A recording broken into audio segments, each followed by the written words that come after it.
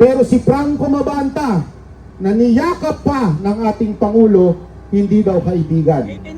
Doon pa lamang po makikita na natin ang pagiging bias, hindi lamang po ng mga congressman natin, kung hindi po ng Malacanang at lalong-lalo na ang mga bayarang media. Ang mga bayarang media!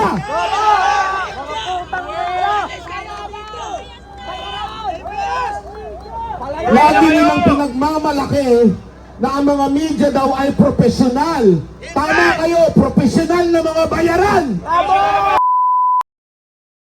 Portahan po natin ang batas na hindi na tila sinusunod ngayon. Una sa lahat, ako po ay nakikiusap na wag po natin aawayin ang ating mga kapulisan. Sila po ay naandito upang maging mapayapa. Hindi po tayo tulad ng mga teroristang NPA na makakaliwa na nanggugulo. Tayo po ay susunod sa batas. Ako po ay naandito personal dahil sa ginawa ni Senator Bato. Si Senator Bato ay nagpunta dito upang bumoto para sa tama. Yung tama lamang.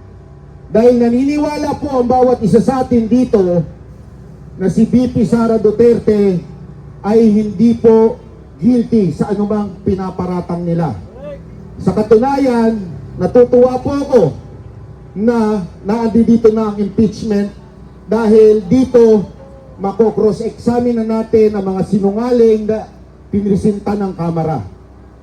Halimbawa na lamang po si Madriaga. Alam naman po natin ang isang taong katulad ni Madriaga na alam natin na puro kasinungalingan lamang ang mga pinaparatang. Kung makikita ninyo yung mga comparison nila, may picture ni VP Sara Duterte, malapit na daw kay VP Sara Duterte. Pero si Franco Mabanta, na niyakap pa ng ating Pangulo, hindi daw kaibigan. Doon pa lamang po makikita na natin ang pagiging bias, hindi lamang po ng mga congressman natin, kung hindi po ng Malacanang at lalong-lalo na ang mga bayarang media. Ang mga bayarang media!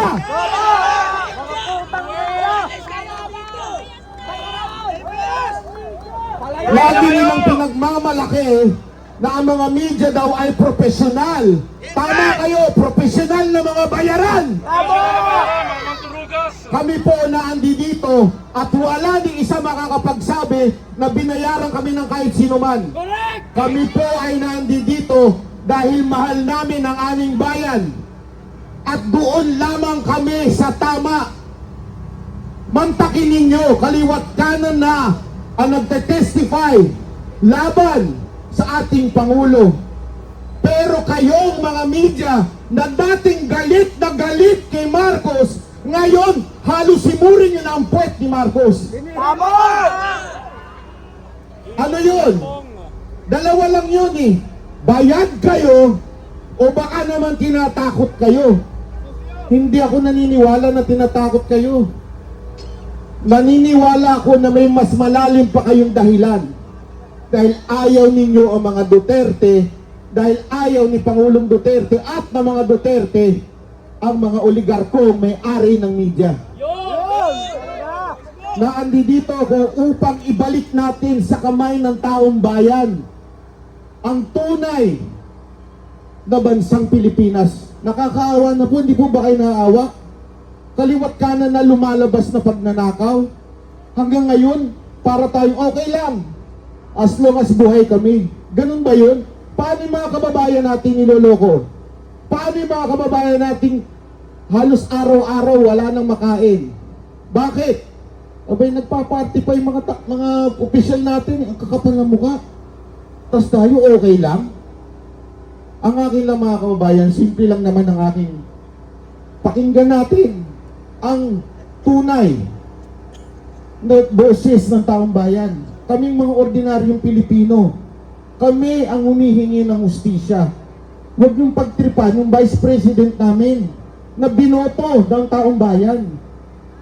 Ang akin lang sana po sa mga kababayan na natin na andyan, pumunta po kayo dito, ipakita natin ang suporta natin sa mga senador. Ito na po kasi yung huli.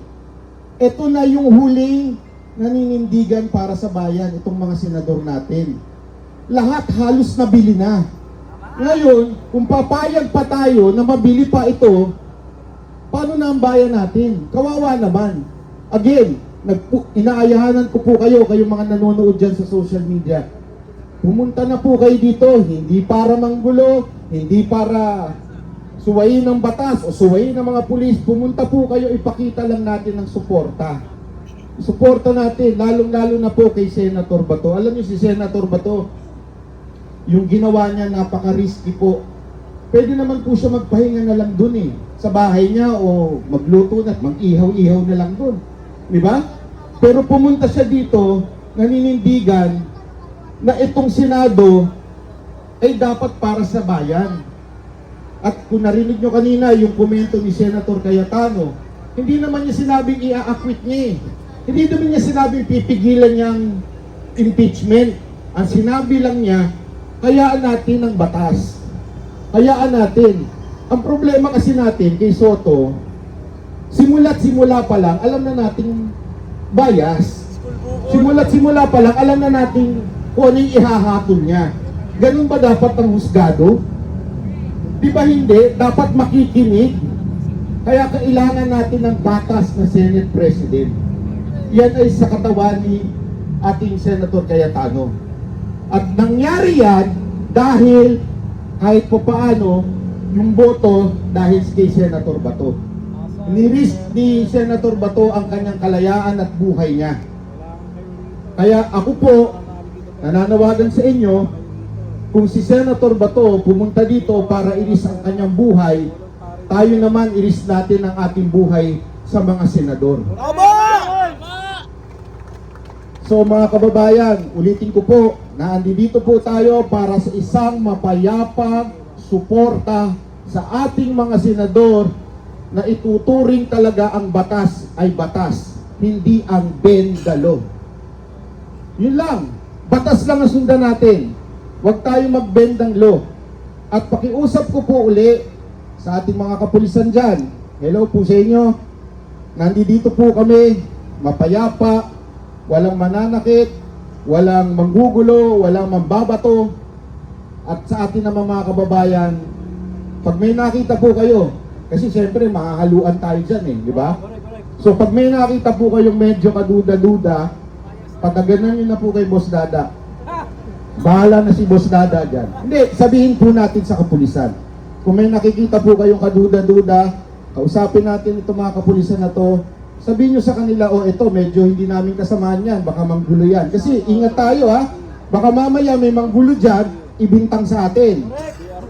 Okay, hilingin ko lang po sa ating mga kababayan, pag may nakita kayong hindi magandang galawan, may daladalang bag na medyo kaduda-duda, i-report natin sa kapulisan. Agad-agad. Kasi alam nyo, delikado ito. Baka mamaya pag nanggulo sila dyan, alam nyo naman ugali ni Trillanes, di ba? Hindi, ugali lang naman niya, wala naman ko sinasabing siyang gagawa. Pero alam nyo naman si Trillanes iba ang galawan yan So mas mabuti pa, sana na pag may nakita na kayo, isumbong na natin kagad. Kakampi natin ang mga pulis na to. Okay po ba? At panghuli, sa mga kababayan naman natin dyan, alam ko na nagre-reklamo na kayo sa hirap sa buhay. Pero walang magagawa yung reklamo ninyo hanggang hindi kayo sumuporta sa magbabago sa ating bayan. Yan po ang Senado. So, pumunta po kayo dito. Maraming salamat po. Mabuhay ang Pilipinas. Ako po si Banat Bay.